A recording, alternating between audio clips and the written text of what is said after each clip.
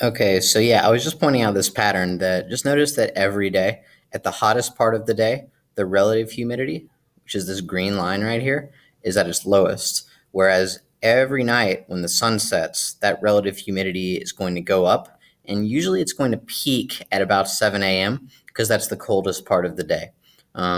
You see the next day, the same thing happens. Relative humidity, it gets much drier during the hottest part of the day and then it goes up again at night. It's pretty much every day. It gets dry during the day, gets more humid at night. Then it gets dry the next day, humid again at night.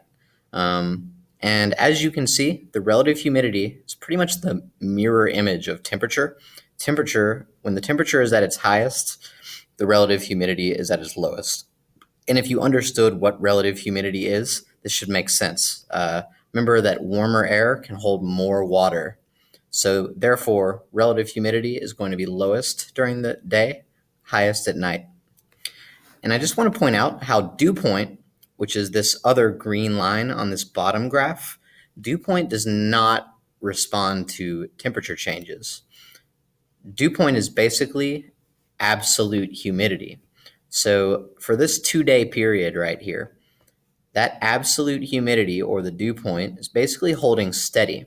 That means there is the same actual amount of water in the air over this period.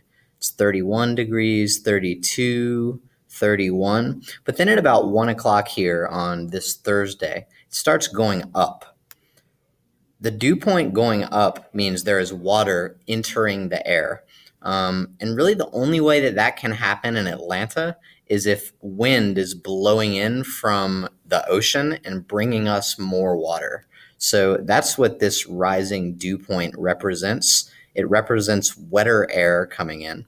You can see that's up to 47 by the next morning.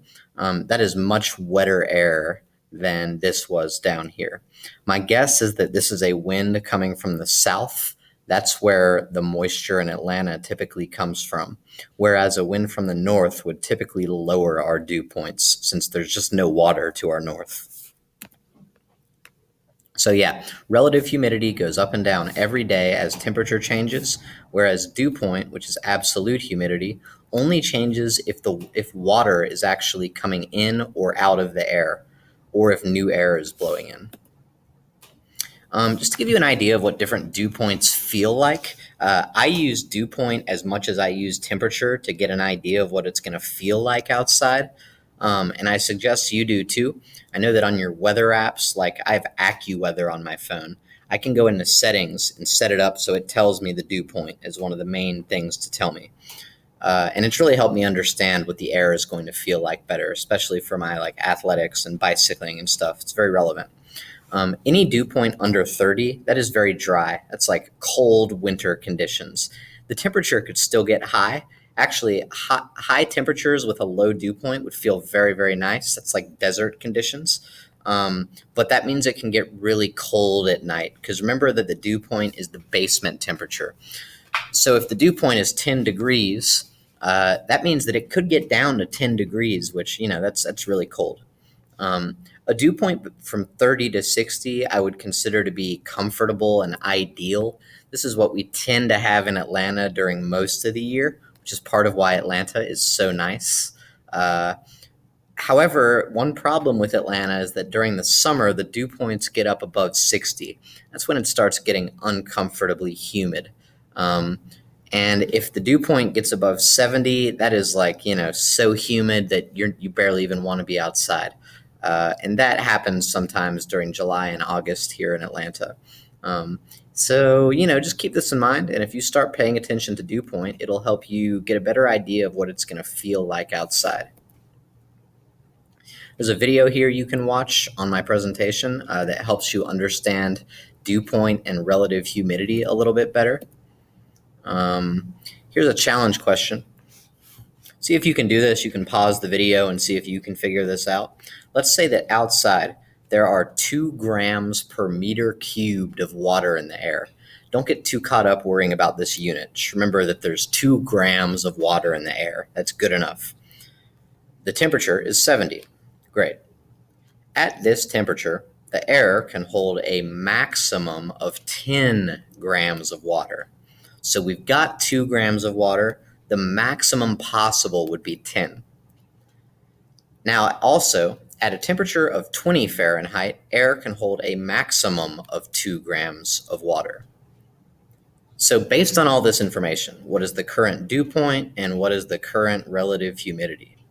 The answer, the current dew point would be 20 degrees because that is the temperature at which air can hold a maximum of 2 grams of water. So therefore, if this air that we're talking about cooled down from 70 all the way to 20, 20 is the temperature where the relative humidity would reach 100% and the air would be saturated. So that is the current dew point. The current relative humidity, remember that relative humidity is your absolute humidity divided by the maximum possible absolute humidity at that temperature. So for this example, the relative humidity would be 2 divided by 10. That gives you a relative humidity of 20%. Now for this next question, it's very similar. You can pause this and try to solve it, but the current dew point in this situation would be 50 degrees, and the current relative humidity would be 8 divided by 8, which would be 100%. I feel like I've done this wrong. Let me try that again. The actual relative humidity would actually be 8 divided by 25, which would give you something in the area of 33%, somewhere around there. So if you got something about 33, 35%, that sounds about right. That's how saturated this air would be at 80 degrees. And that is the end of this presentation. Hope that made some sense.